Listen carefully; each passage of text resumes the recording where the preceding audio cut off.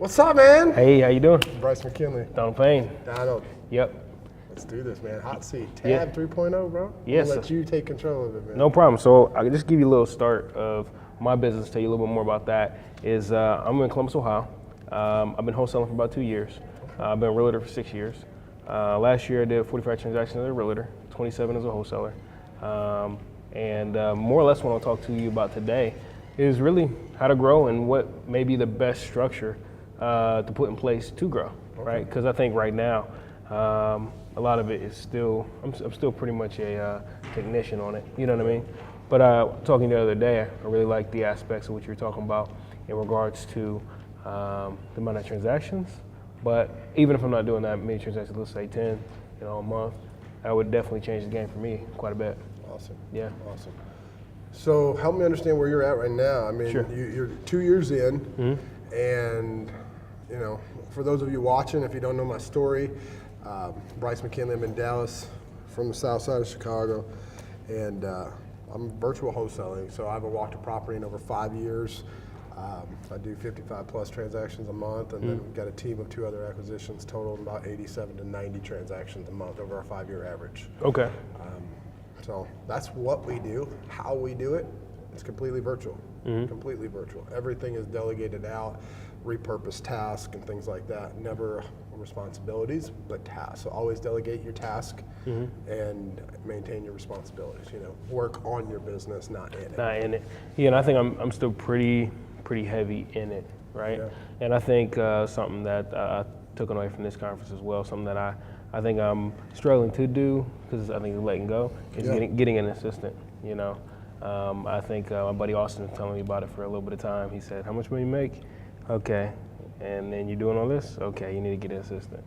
And so that's what he's telling me. So kind of how my business structure right now is I got a guy that does acquisitions, and he and I put the money up together to do the mail marketing. The phone calls and things like that go to him, right? And I also have multiple partners, but this is one of our biggest partnerships.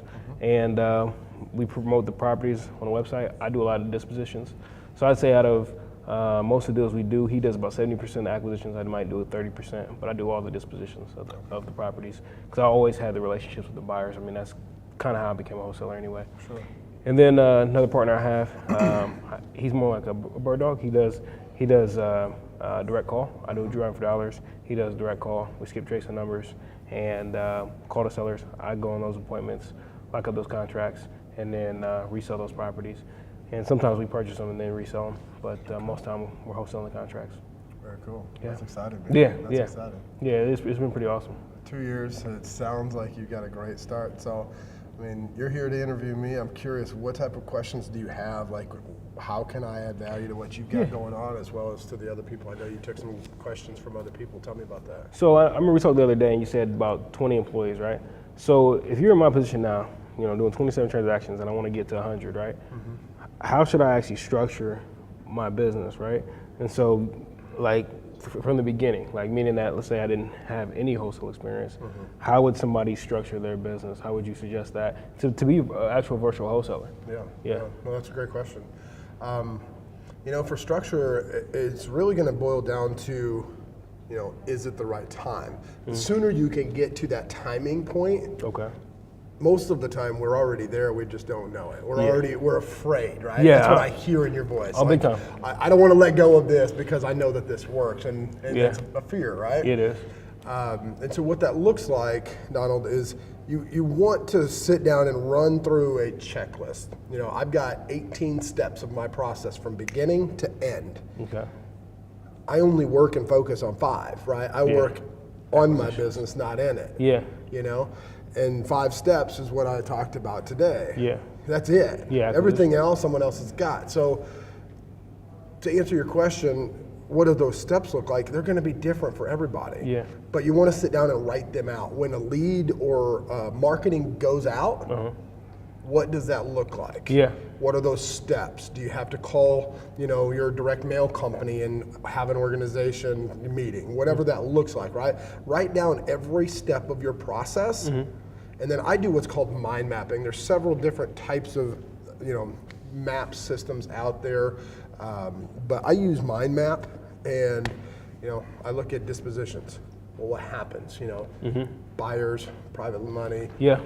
I use that. You've seen those, right? Mind maps, like Yeah. one bubble leads Turn to another another, bubble. yeah. One word, so it creates an energy of ideas, and one word sparks from there, right? Okay. You go through every step of your process and map it out. Okay. That's the first thing. Okay. Now, is it worth your time to call that company?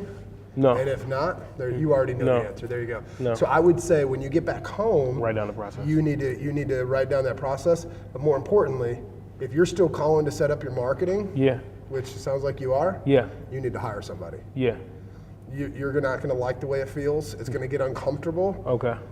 It's just like, the pastor, right? At Easter time, Yeah. he kind of goes into like this mode, and his wife never sees him for a week or two before Easter. Yeah. Same thing at Christmas, right? Yeah. We become that business widow to Yeah. our family or whomever's around us. If you have that, Yeah. you've got to do it. You've Okay. got to do it. You won't regret it. Okay. And that one step, getting someone to take those tasks Yeah. out of your responsibilities, Yeah. is a game changer. Read the book Multipliers by Liz Wiseman. Okay. How you empower and multiply other people in your business It's called overnight. It's called multipliers. Multipliers by Liz Wiseman. All right. Yep. Let's take a And quick that will second. show you perfect examples throughout the book of who to be and who not to be. Okay. And that was a game changer for me.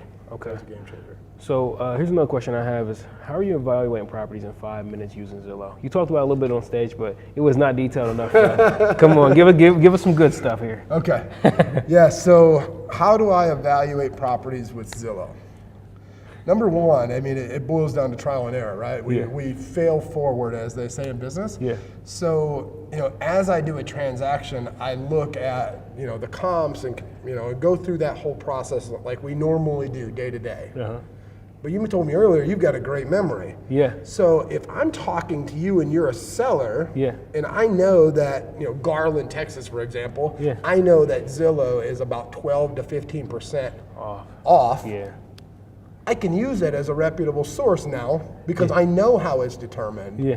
And so I would go in and put my address in. I click out of the Zestimate for my particular property so I can see the map, and then I drop the drop down instead of buy, sell, rent. I just click sold, Yeah. and it's going to be You look at. So you're telling me you're actually looking at the.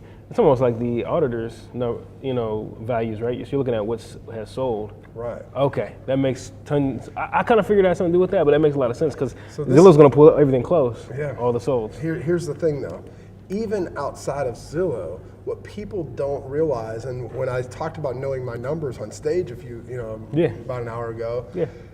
it's so vitally important to know your numbers. And when I say know your numbers, if you don't have your license and you don't have access to MLS, Yeah.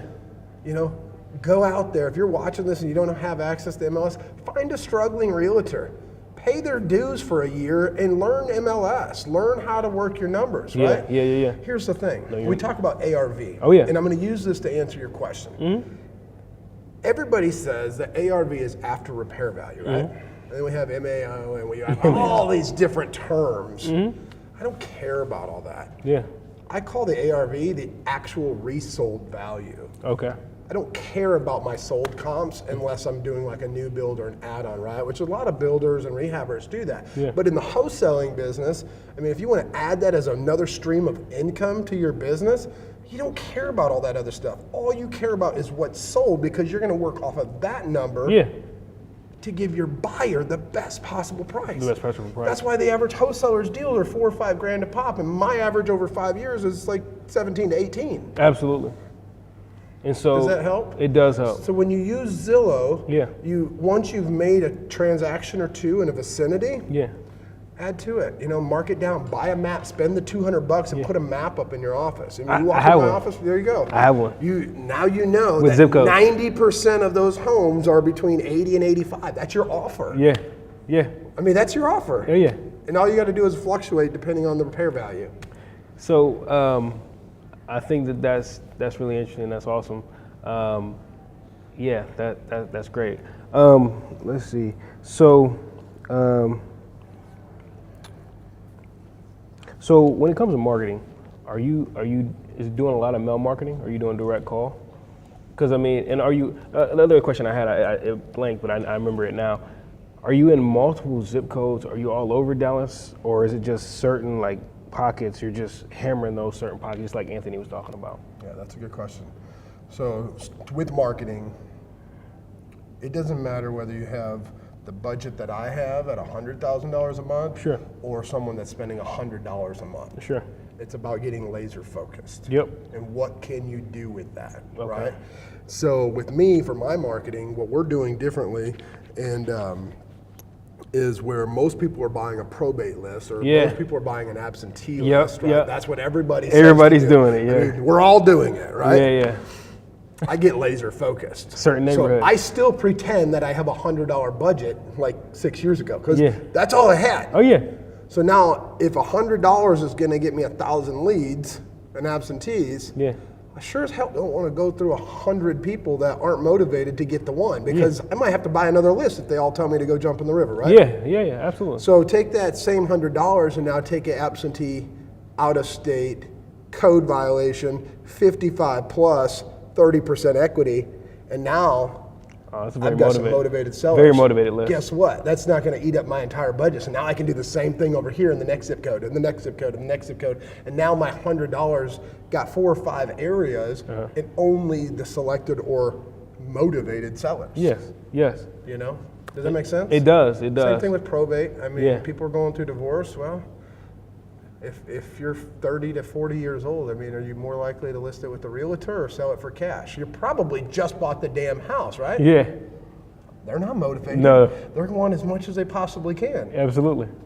But I like Step it up to 65 plus and watch what happens, because now your probate's going through divorce. They're motivated and they just want that out of their life. Absolutely, absolutely, absolutely. So at this point in your business, how much are you getting from referral? That's an interesting topic. Okay. So you said you had bird dogs. Yeah. You'd be surprised at how many people, you wouldn't be surprised. Oh man, I want to do a deal with you. I want to do, Yeah. I don't have time for it. Sure. So to answer your question, Yeah. I get referrals all the time. From sellers? From sellers are the only ones that I work with. Okay. So because I ask for them and I put them into my pipeline when they are given to me. Okay. But bird dogs and other referrals, you know, I don't have time for it. I But don't it- have time to check your work or anybody else's work. But it makes sense that, because here's the thing, the bird that I work with, he works for me exclusively. He doesn't get contracts. Yeah. All he does is make phone calls, right? Nice. And so it makes sense. It's like he's actually not really employee, but whatever, 1099. But all the other wholesalers, like you said, they want to